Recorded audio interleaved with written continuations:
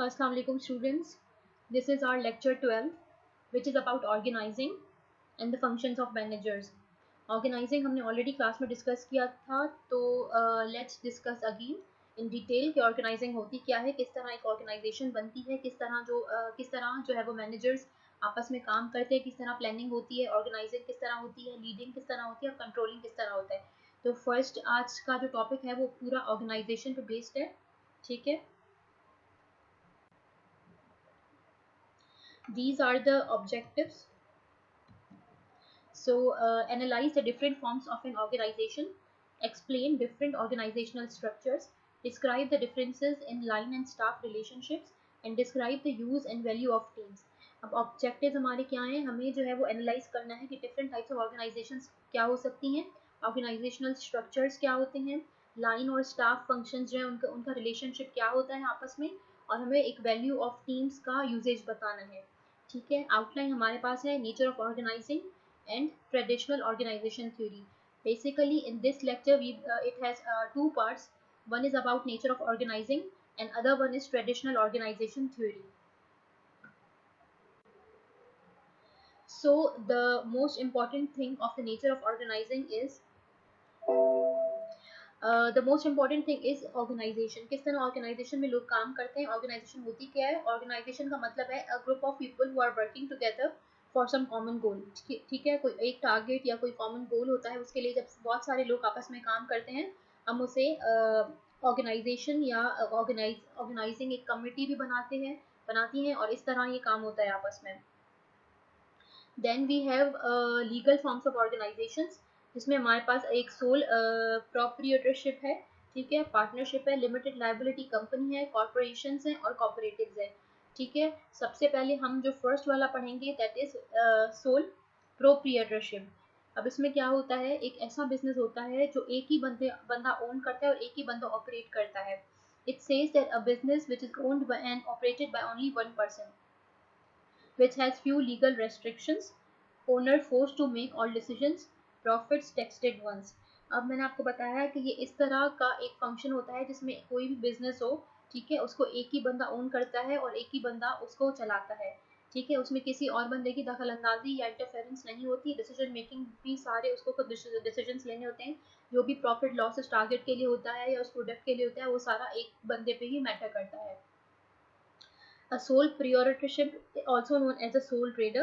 Individual एक entrepreneurship होती है या एक ऐसी तरह का एंटरप्राइज है which is owned and run by one person and in which there is no legal distinction between the owner and the business entity. ठीक है. अब एंटिटी जो है जो बिजनेस की होती है उसमें किसी का भी सोल प्रियोरिटीशिप में नहीं जो है वो इंटरफेरेंस होती. और इनमें जो है वो एक ही दफ़ा टैक्स लगता है या प्रॉफिट्स पे जो भी आपका टैक्स लगता है वो एक ही दफ़ा होता है. The second one is about the partnership. Partnership क्या होती है, नाम से ही पता चल रहा है कि पार्टनरशिप मतलब जो दो से ज़्यादा लोग काम करें एक ही ऑर्गेनाइजेशन में. It says that it is an association of two और more partners to carry on as co owners of business for profit uniform partnership act. ठीक है. पार्टनरशिप का मतलब यह है कि दो से ज़्यादा लोग जब ऑर्गेनाइजेशन में काम करें तो उनकी जो है ड्यूटीज़ जो होती हैं वो शेयर हो जाती हैं, उनकी रिस्पॉन्सिबिलिटीज़ शेयर हो जाती हैं, आपस में वो इजीली कम्युनिकेट कर सकते हैं. Easy to organize. Partners do individual tax and unlimited liability for partners tax. अब इसका मतलब ये है उनकी जो रिस्पॉन्सिबिलिटी होती है वो अनलिमिटेड होती है. आपस में दो से ज़्यादा लोग काम करते हैं. जो भी उनके टैक्सेस वगैरह उनके जो लोन्स होते हैं वो अनलिमिटेड, उन पर जिम्मेदारी ज़्यादा होती है. ठीक है. अपने टैक्सेस या अपने लोन्स को पूरा करने के लिए. पार्टनरशिप का मतलब है कि एक एसोसिएशन या एक ऑर्गेनाइजेशन जिसमें दो से ज़्यादा लोग काम करें अपने बिजनेस को प्रॉफिट देने के लिए, उसे हम पार्टनरशिप कहते हैं. Then we have limited liability company, जिसे हम एलएलसी कहते हैं. कि एलएलसी होता क्या है. Basically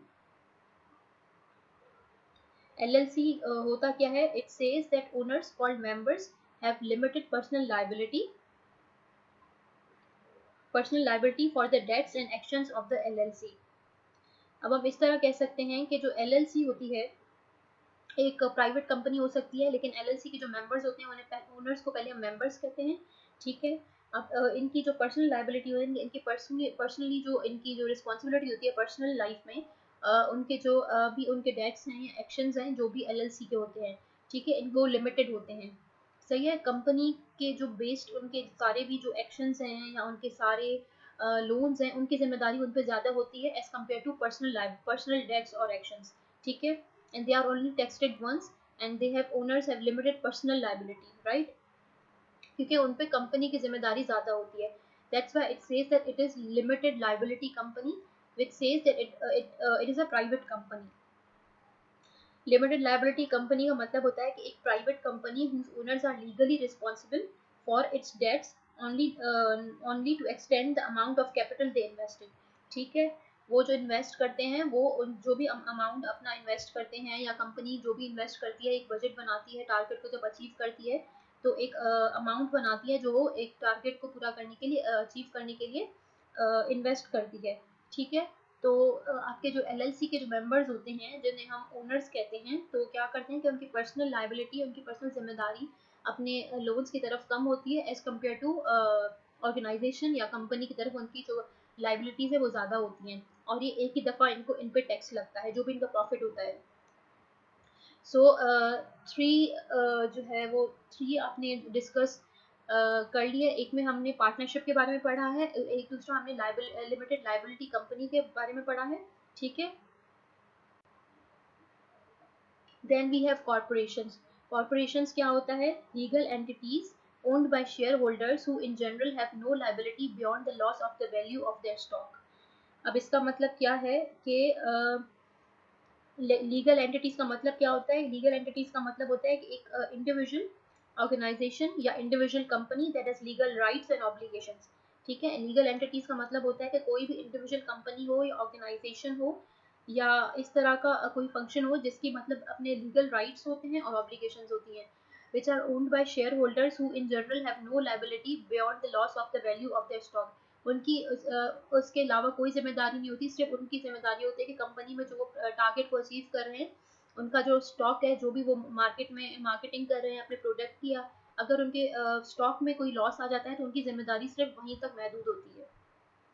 so they are owned by share holders, no liability beyond stock, taxed twice and subject to many state and federal controls, ठीक है। उसके बाद वी हैव कॉर्पोरेटिव्स। कॉर्पोरेटिव्स पे फिर they are owned by users and customers, और usually cooperatives जो होते हैं वो टैक्स फ्री होते हैं। अब आपने ऑलरेडी देखा है कि इसमें जो है कुछ फॉर्म्स ऐसी हैं कि जिसमें ऑर्गेनाइजेशन के कुछ सब डिविजन्स ऐसे हैं जो जिन पे tax which are taxed twice, और कुछ ऐसे हैं कि जिसमें टैक्सड वंस है, और इवन कॉपरेटिव में टैक्स फ्री है क्योंकि वो कस्टमर्स और ओनर्स की कस्टमर्स और यूजर्स के लिए होता है। Okay, according to the definition it says that organisation एक ऐसी, ऑर्गेनाइजिंग का मतलब यही हमने पढ़ा है कि ऑर्गेनाइजेशन एक ऐसी चीज़ है जो भी आप टारगेट को अचीव करने के लिए बहुत सारे लोग आपस में काम करते हैं, उसे एक ऑर्गेनाइजेशन कहते हैं। उसमें फिर आप अपनी एक्टिविटीज़ को डिसाइड करते हैं कि किस तरह हमें एक्टिविटीज़ जो है वो चूज़ करनी है उस ऑब्जेक्ट को पूरा करने के लिए। उसके बाद कोई भी मैनेजर या हेड होता है जो बाकी एम्प्लॉयज़ को सुपरवाइज करता है, देखता है कि किस तरह काम किया जा रहा है, और उसके बाद हम जो है वो कोऑर्डिनेशन करते हैं कि उसके बाद हम कोऑर्डिनेशन करते हैं horizontally and vertically in the organisation structure.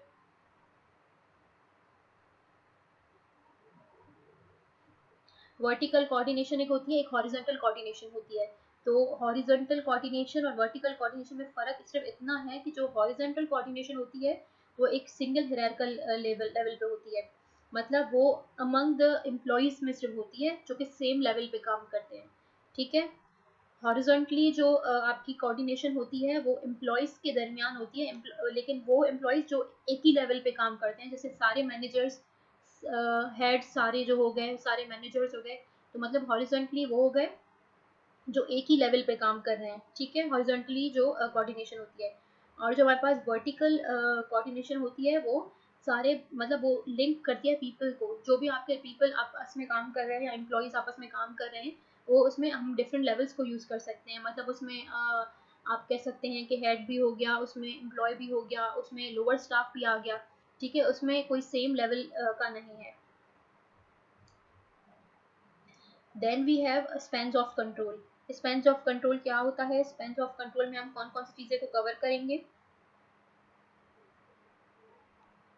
the number of people reporting directly to each member. And it says that we have narrow spans of control and wide spans of control. दो तरह के span of control होते हैं. अब span of control इस तरह कह सकते हैं कि ऐसी the area of activity and number of functions or people or things for which an individual or organization is responsible. Spans of control के बारे में आपको बताया कि कोई ऐसी एक्टिविटी या कोई ऐसा फंक्शन या लोग जिसके लिए एक इंडिविजुअल ऑर्गेनाइजेशन रिस्पॉन्सिबल हो, उसे हम स्पेन्स ऑफ कंट्रोल कहते हैं. उसके बाद हमारे पास दो स्पेन्स ऑफ कंट्रोल आ जाती हैं. एक नैरो स्पेन्स ऑफ कंट्रोल है और दूसरा वाइड स्पेन्स ऑफ कंट्रोल है. जो हमारे पास नैरो स्पेन्स ऑफ कंट्रोल है वो बहुत एक्सपेंसिव होता है due to large number of managers, क्योंकि उसमें बहुत ज़्यादा मैनेजर्स होते हैं. ठीक है, तो वो एक लार्ज नंबर ऑफ मैनेजर्स की वजह से बहुत एक्सपेंसिव हो जाता है. ठीक है, और उसके बाद हमारे पास उसमें अगर कम्युनिकेशन इंक्रीज हो जाती है और डिसीजन टाइम भी इंक्रीज हो जाता है, तो मतलब ये जो है नैरो स्पेन्स ऑफ कंट्रोल में है कि आपकी कम्युनिकेशन ज़्यादा बढ़ जाएगी, डिसीजन टाइम ज़्यादा बढ़ जाएगा, आप एक्सपेंसिव हो जाएगा due to large number of members. उसके बाद हमारे पास है wide spans of control. Wide spans of control में क्या होता है? It leaves the managers with inadequate time to supervise the activities for which they are responsible. उसमें फिर हमारे पास जो मैनेजर्स होते हैं वो रिस्पॉन्सिबल होते हैं, जो भी एम्प्लॉयज होते हैं उनको सुपरवाइज करते हैं, and then leaves the subordinates with inadequate access to their busy supervisors. Then we have effective span of control. इसमें बताया गया है कि studies of effective spans have identified the following conditions as affecting the number of people as a manager can effectively supervise. So these are the conditions जो कि effect करती हैं number of people को मैनेजर कैन इफेक्टिवली सुपरवाइज. मतलब manager जो है वो इनको सुपरवाइज करता है, जिसमें हमारे पास सब ऑर्डिनेट ट्रेनिंग आ गया, नेचर ऑफ जॉब्स आ गया, rate of change of activities and personal, clarity of delegation and staff assistance. ठीक है, ये कुछ एक्टिविटीज हैं जिन पे जो है वो मैनेजर लोगों को सुपरवाइज करता है. Okay, now we have line and staff. Line and staff basically एक दो फंक्शंस होते हैं. ठीक है, लाइन दो फंक्शंस होते हैं. लाइन का मतलब क्या है और स्टाफ का मतलब क्या है, किस तरह डील करते हैं. ठीक है, दो तरह के ऑर्गेनाइजेशन है. Line function is that function of an organisation which it always includes the production, sales and marketing. ठीक है, लाइन जो है आपका एक ऐसा फंक्शन होता है ऑर्गेनाइजेशन का जो आपके कुछ डिपार्टमेंट्स को इंक्लूड करता है, जिसे मार्केटिंग कहते हैं, सेल्स कहते हैं और प्रोडक्शन कहते हैं. वाइल आपका जो स्टाफ का फंक्शन होता है ऑर्गेनाइजेशन में, वो तीन और तरह के डिपार्टमेंट्स को इंक्लूड करता है, जैसे कि ह्यूमन रिसोर्सेज हो गए, पब्लिक रिलेशंस हो गए, लीगल डिपार्टमेंट्स हो गए और accounting. These are the departments with staff relationship include. ठीक है, उसमें हमारे एडवाइजरी इन नेचर हो सकती है. ठीक है, advisory in nature, degree of influence में vary, provide advice on request, recommendations when appropriate, must be consulted by line but have no direct authority, and concurring authority, veto authority over line. veto authority हमारे पास मतलब veto का मतलब होता है power. सही है, तो लाइन और स्टाफ में ये डिफरेंस है कि लाइन जो एक ऐसा फंक्शन है जो आपके ऑर्गेनाइजेशन में डिपेंड करता है आपके प्रोडक्शन पे, सेल्स पे, मार्केटिंग पे. स्टाफ एक ऐसा फंक्शन है जो आपके ऑर्गेनाइजेशन पे डिपेंड करता है आपके जो ह्यूमन रिसोर्स हो गया आपका, उसके अलावा आईटी का डिपार्टमेंट हो सकता है, अकाउंटिंग का डिपार्टमेंट हो सकता है. ठीक है, और लाइन एंड स्टाफ का रिलेशनशिप हम इस तरह कह सकते हैं कि स्टाफ के जो मेंबर्स होते हैं उन्हें फिर हमेशा कंसल्ट करना पड़ता है लाइन के मेंबर से, पर कोई डायरेक्ट अथॉरिटी नहीं होती. ठीक है, service are facilitative activities that are centralised support functions. जिसमें हमारे पास तीन तरह के फंक्शंस होते हैं, एक कस्टडियल होता है, एक सिक्योरिटी होता है और एक मेडिकल होता है.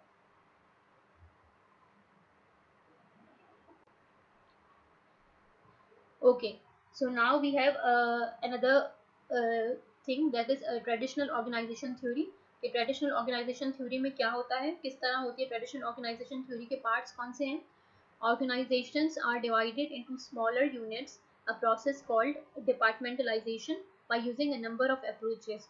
The resulting pattern is referred to as the organizational structure. Organisations के बारे में आपको बताया है कि ऑर्गेनाइजेशन जब हम स्मॉलर नंबर में यूनिट्स में हम उनको डिवाइड करते हैं तो हम उसे डिपार्टमेंटलाइजेशन कहते हैं, which are using by a number of approaches. ठीक है, फिर उस पूरे पैटर्न को हम एक ऑर्गेनाइजेशनल स्ट्रक्चर कहते हैं. ठीक है, हमारे पास दो तरह की चीज़ें हो गई, एक हमने डिफरेंट टाइप्स पढ़े. ठीक है, then we have traditional organisation theory. इसमें मैंने बारे में आपको बताया that when organisations are divided into smaller units तो हम उसे डिपार्टमेंटलाइजेशन कहते हैं, और उसका जो रिजल्टिंग पैटर्न है हम उसे ऑर्गेनाइजेशनल स्ट्रक्चर कहते हैं. Then we have organizational structure in which we have functional organization, discipline based organization, product or region based organization, matrix organization, team organization, and network organizations. These are basically organizational structures which are very important. So first of all we will discuss about the functional organization, what is functional organization and how it is connected. तो सबसे पहले आप यहाँ देख सकते हैं कि एक टेक्निकल डायरेक्टर है जिसके साथ हमने काफ़ी सारे electrical design, quality control, mechanical design, सब डिविजन्स काफ़ी सारी आपस में कनेक्टेड हैं. तो फंक्शनल ऑर्गेनाइजेशन का मतलब क्या होता है कि एक ऐसी organisation, it's a basically common type of organisation structure in which the organisation is divided into smaller groups based on specialised functional areas such as IT, finance और marketing.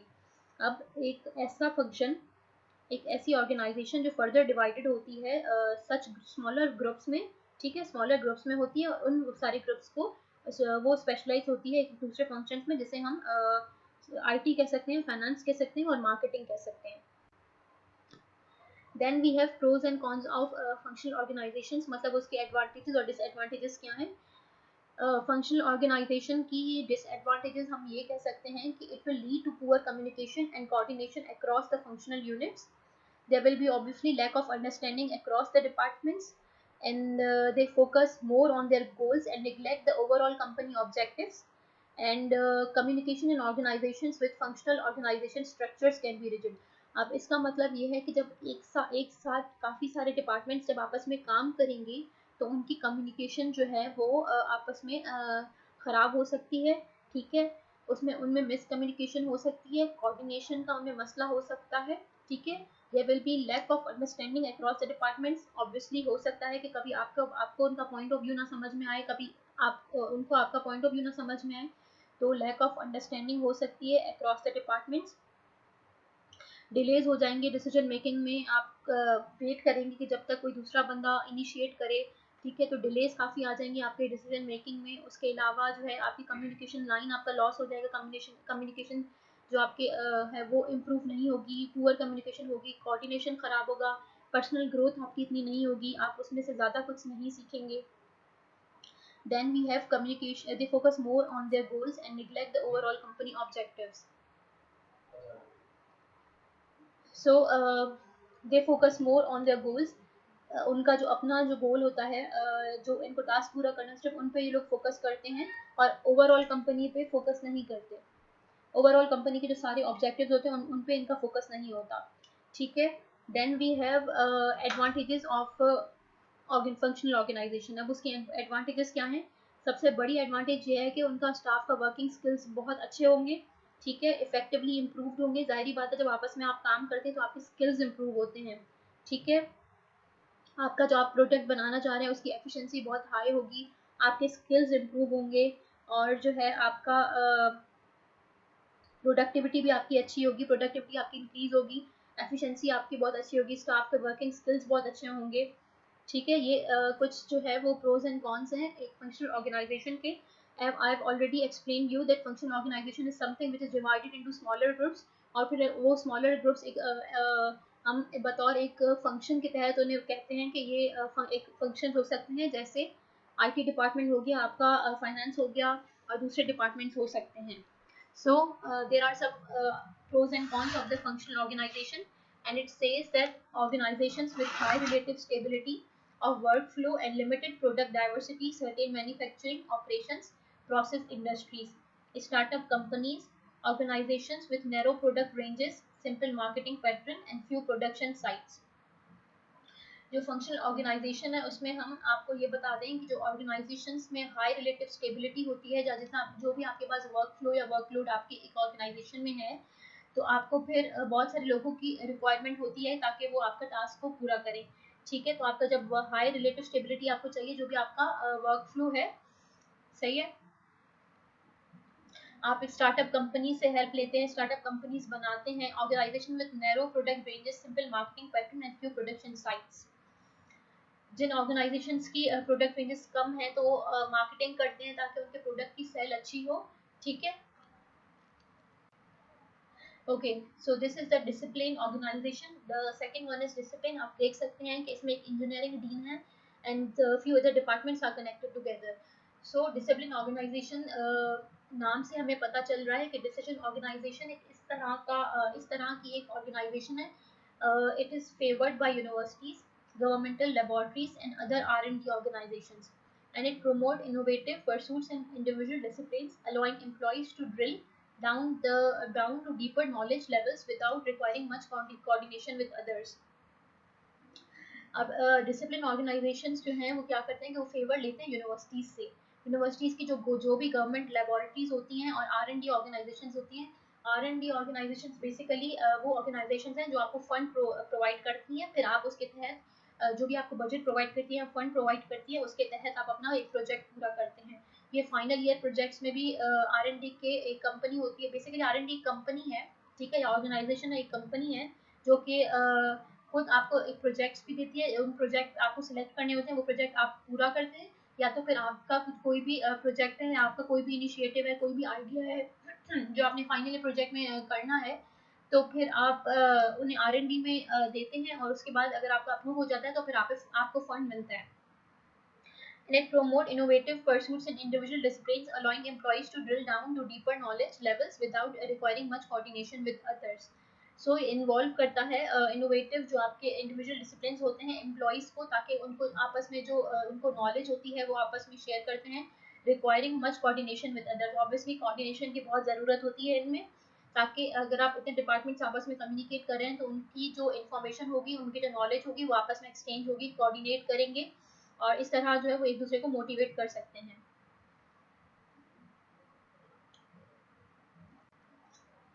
Okay, after that we have product organisation.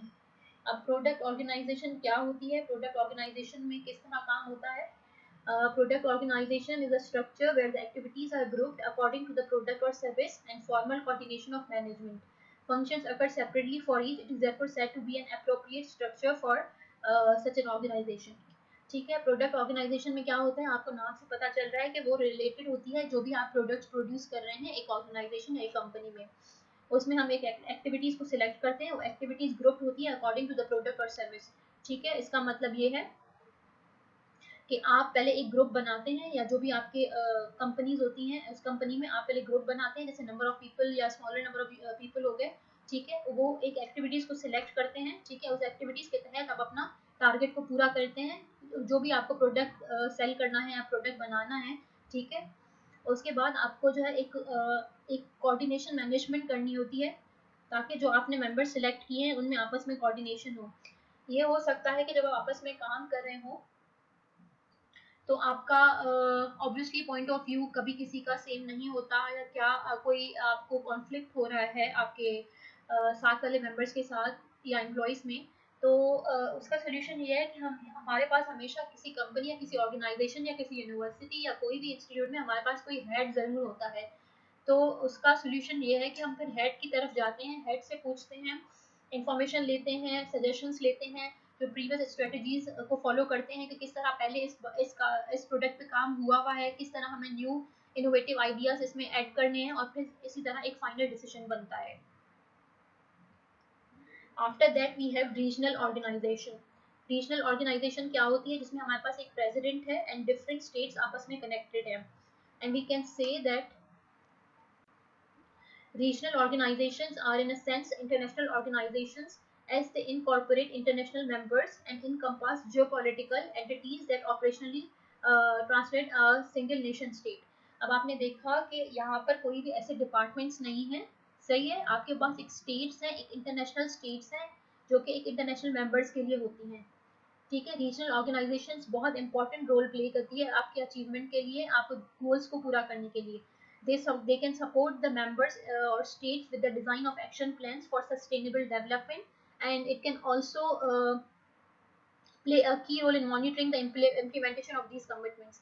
ठीक है, regional organisations जो है वो किसी भी departments के साथ नहीं होती है, लेकिन जो आपके डिपार्टमेंट्स अराउंड द ग्लोब हैं उनके उन कंट्रीज में आपकी जो है वो होती है। सही है, रीजनल ऑर्गेनाइजेशंस में बहुत ज़रूरी है आपको जानना कि आपके इसमें प्रोज और कॉन्स क्या होते हैं, किस तरह होते हैं।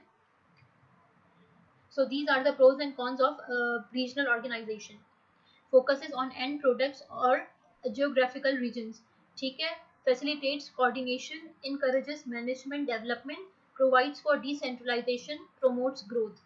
ठीक है, so these are the advantages and disadvantages of the regional organization. It says that it focuses on the end products or geographical regions.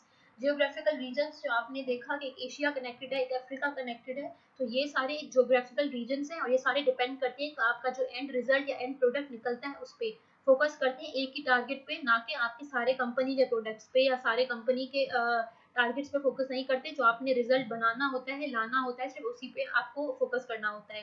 उसके बाद दे फैसिलिटेट्स कोऑर्डिनेशन, उनमें आपस में कोऑर्डिनेशन होती है, and they encourages management development, and then it provides the decentralization and promotes growth. उसमें जब आपस में बात करते हैं, आइडियाज शेयर करते हैं, तो ग्रोथ का चांसेस बहुत ज़्यादा है कि आप ग्रोथ प्रमोट होती है।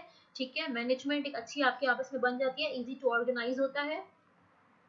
उसके बाद उसके डिसएडवांटेजेस ये हैं कि high cost due two layers, autonomy और डुप्लीकेटेड फैसिलिटीज। अब ऑब्वियसली इतने सारे जो रीजन्स में आप कम्युनिकेट कर रहे हैं, तो आपका कॉस्ट तो आपकी ज़्यादा होगी। ठीक है, रिक्वायर्स मैनेजमेंट टैलेंट्स, आपको न्यू आइडियाज, इनोवेटिव आइडियाज लाने होते हैं, मैनेजमेंट टैलेंट्स ज़रूरी है। Then we have technical obsolescence of specialist and changes take time to effect. अब आपने कोई भी चेंजेस लानी है उस टारगेट में या उस प्रोडक्ट के लिए, तो चेंजेस को लाने में बहुत टाइम लगता है, क्योंकि फिर आपने एक जो ऑर्गेनाइजेशन होती है या जो भी आपके जियोग्राफिकल रीजन होते हैं उन सबसे कम्युनिकेट करना पड़ता है आपको। Then we have matrix organization. अब हमें देखना है कि मैट्रिक्स ऑर्गेनाइजेशन क्या होती है। मैट्रिक्स ऑर्गेनाइजेशन में हमें क्या करना होता है। Matrix organization says that some companies utilize the matrix organizational structure as a short-term arrangement for specific projects and tasks involving both functional group employees and project managers.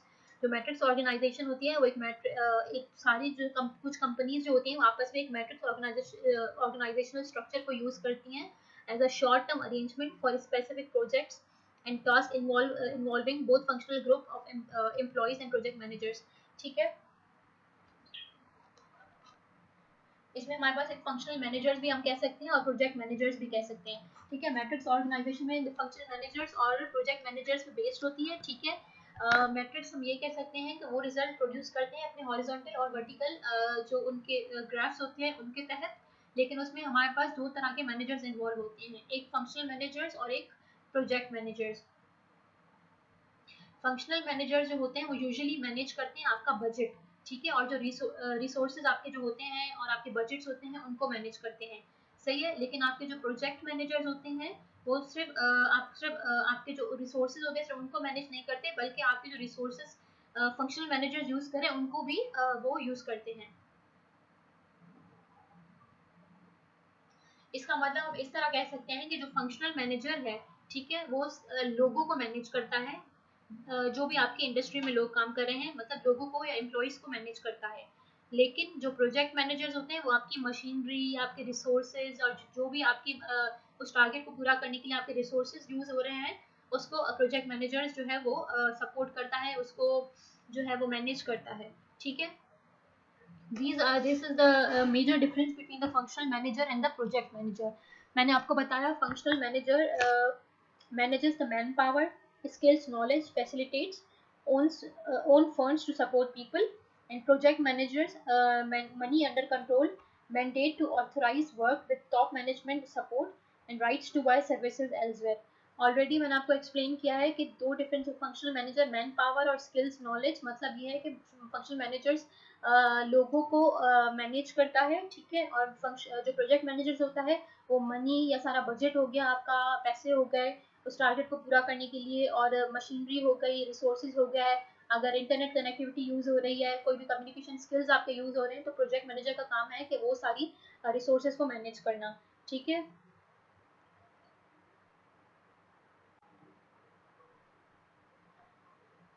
these are the advantages and disadvantages of matrix organizations. इसका इसका obviously आपकी organisation ये है, जो है project manager focuses on schedule and cost, functional managers on quality or expertise, workload balance, and excellent for individuals to achieve exposure and interactions. अब इसमें क्या होता है, मैट्रिक्स ऑर्गेनाइजेशन की एडवांटेज ये है कि it is very excellent for individuals, ताकि आप इसमें जो है आपको एक्सपोजर मिलता है और आप इजीली इंटरेक्शन कर सकते हैं। ठीक है, मैट्रिक्स ऑर्गेनाइजेशन की एडवांटेज आप ये कह सकते हैं कि हम उसमें इजीली इंटरेक्शन कर सकते हैं, इजीली एक अच्छा एक बहुत अच्छी excellent, it is very excellent for any individual. सही है, वर्कलोड आपका बैलेंस हो जाता है, जो भी आपको वर्कलोड दिया हुआ होता है टारगेट को पूरा करने के लिए। एंड इट सेज दैट आपका जो कॉस्ट होता है और फंक्शनल मैनेजर्स उसकी क्वालिटी बहुत अच्छी होती है। ये आपके एडवांटेजेस हो गई मैट्रिक्स ऑर्गेनाइजेशन में। उसके डिसएडवांटेजेस हो गई कि आपके कॉन्फ्लिक्ट्स बहुत ज़्यादा हो सकते हैं अमंग द मैनेजर्स। ठीक है, टाइम ज़्यादा आपका वेस्ट हो सकता है, आपका मनी ज़्यादा उसमें वेस्ट हो सकती है, कम्युनिकेशन प्रॉब्लम ज़्यादा आपके हो सकते हैं, ड्यूअल रिपोर्टिंग भी हो सकती है कि आपको बार बार जो है वो अलग अलग रिपोर्ट करना पड़ रहा है, या आपने 2 दफ़ा आपने रिपोर्ट बनानी है, या इस तरह। After that we have team organization. In team organizations, obviously it is related to the team members on loan from functional organizations to eliminate organizational conflicts. Team organization में कुछ टीम मेंबर्स होते हैं जो एक फंक्शन ऑर्गेनाइजेशन में eliminate करते हैं जो भी आपके कॉन्फ्लिक्ट्स है, जो मसले मसाइल पैदा होते हैं। ठीक है, टीम लीडर जो है आपका फुल कंट्रोल में होता है, उसका टीम लीडर का काम है सारे जो एम्प्लॉयज हैं उनको मैनेज करना। उसमें आपके पास हाई प्रायोरिटी शॉर्ट टर्म आपके प्रोजेक्ट्स होते हैं। कोई किसी भी तरह के आपके पास प्रोजेक्ट हो सकते हैं, वो चाहे 1 दिन का हो, 2 दिन का हो, शॉर्ट टर्म हो, लॉन्ग टर्म हो, किसी भी तरह के आपके पास प्रोजेक्ट्स आ सकते हैं। So this is our network organization. Network organization एक ग्लोबली बिजनेस होता है, या जो भी पार्टनरशिप्स होते हैं वो मैन्युफैक्चर करते हैं, आपके प्रोडक्ट्स की मार्केटिंग करते हैं, उनको डिलीवर करते हैं और फिर सप्लाई करते हैं। ठीक है, नेटवर्क ऑर्गेनाइजेशन में ज़रूरी है कि आपके जो भी डिपार्टमेंट्स हैं उनकी कम्युनिकेशन आपस में बहुत स्ट्रांग होनी चाहिए। ठीक है, और उसके अलावा उसमें जो भी आप जब एक नेटवर्क बनाते हैं कि ऑर्गेनाइजेशन के लिए, नेटवर्क का मतलब होता है कि काफ़ी सारी जो ऑर्गेनाइजेशन या कंपनीज हैं आपस में एक बॉन्ड बनाती हैं, ताकि जब उनको प्रोडक्ट बनाना होता है या सेल करना होता है या डिस्ट्रीब्यूट करना होता है, तो उसके लिए वो बहुत एफिशिएंसी से काम हो जाता है। उसके बाद हमारे पास एक डिफरेंट टाइप्स ऑफ प्रैक्टिसेस होती हैं, जैसे हम जोग्राफिकल जो है हमारे पास इंफॉर्मेशन होती है, हमारे पास जो हम कम्युनिकेशन स्किल्स यूज़ करके जो दूसरे डिपार्टमेंट से कोऑर्डिनेट करते हैं, कोलैबोरेशन करते हैं, उनको मोटिवेट करते हैं, उसमें हमारे पास बिजनेस प्रैक्टिसेस होती हैं। ठीक है, ये नेटवर्क ऑर्गेनाइजेशन बेसिकली पूरी एक नेटवर्क से रिलेटेड है, जो आपके प्रोडक्ट का मार्केटिंग होती है, उसको डिलीवर किया जाता है, उसकी सर्विस होती है, मतलब उसके प्रोडक्ट सप्लाई चेन्स होती हैं। ठीक है, this is the network organization. Okay, so these are the network organizations के जो हैं वो बहुत इंपॉर्टेंट प्रिंसिपल्स होते हैं, जिसमें हमारे पास एक 3 तरह के एक कनेक्टिविटी होती है, एक इनडेटर्मिनेसी है, और उसके बाद कॉन्शियसनेस है। अब 3 तरह के जो कनेक्शंस हैं या हम नेटवर्क ऑर्गेनाइजेशंस कह सकते हैं, उसमें सबसे पहले जो कनेक्टिविटी है वो हमें बता दिया कि members are integral part of the whole organization. ठीक है, मेंबर्स जो है एक पूरे पार्ट हैं एक पूरी ऑर्गेनाइजेशन के, उनका बहुत इंपॉर्टेंट रोल है। जो मेंबर्स होते हैं ऑर्गेनाइजेशन के लिए, उनकी कम्युनिकेशन, उनको मोटिवेट करना, उनकी कम्युनिकेशन को स्ट्रांग होना, ताकि उनका कोई भी जब टारगेट को अचीव करने के लिए उनका कोई भी टाइम वेस्ट ना हो, आपस में उनकी कम्युनिकेशन स्ट्रांग होनी चाहिए, ताकि मल्टीपल जो आपके व्यूज़ होते हैं या सजेशंस होती हैं वो डिफरेंट डिपार्टमेंट्स की तरफ से आएँ, ताकि आप एक स्ट्रेटेजी बनाएं। जब आपकी स्ट्रेटेजी बन जाती है तो फिर आपका बजट अप्रूव होता है, जब आपका बजट अप्रूव हो जाता है तो फिर आप उन एक्टिविटीज़ के तहत अपना टारगेट को पूरा करते हैं। उसके बाद हमारे पास वो नंबर सेकंड वो जो है इनडेटर्मिनेसी है, उसका मतलब होता है कि the future is in uncertain, members need to empower themselves to act with confidence, courage and integrity. जब आपका प्रोडक्ट सेल हो जाता है तो समटाइम्स इस तरह भी हो सकता है कि मैंने आपको बताया था कि आपका फ्यूचर प्रिडिक्ट आप नहीं कर सकते, अनसर्टेन होता है। हो सकता है कि उसकी मार्केटिंग में मतलब उसकी सेल इतनी अच्छी हो या ना हो, या कोई भी ऐसा प्रोडक्ट हो या किसी भी तरह का कोई टारगेट हो, तो आपका फ्यूचर उसके हवाले से अनसर्टेन होता है। आप अपना FIP ले सकते हैं। ठीक है, एग्जाम्पल आप FIP ले सकते हैं, उसमें आपका फ्यूचर अनसर्टेन होता है, आपको पता नहीं होता कि आपका रिजल्ट किस तरह आएगा, या अगर आपका रिजल्ट आ चुका है तो उसका सोसाइटी पे या आपके ऑर्गेनाइजेशन पे क्या इम्पैक्ट पड़ेगा। तो जो सारे मेंबर्स आपस में काम करते हैं तो उनको they need to empower themselves to act with confidence. हमेशा आपने अपना कॉन्फिडेंस इंप्रूव करना है, आपने कॉन्फिडेंस बरकरार रखना है करेज के साथ और इंटीग्रिटी के साथ। Number third that is consciousness. उसमें कॉन्शियसनेस में मतलब हमें बताया गया है कि जो आपकी ऑर्गेनाइजेशन होती है उसमें हर किसी का बहुत इंपॉर्टेंट रोल होता है।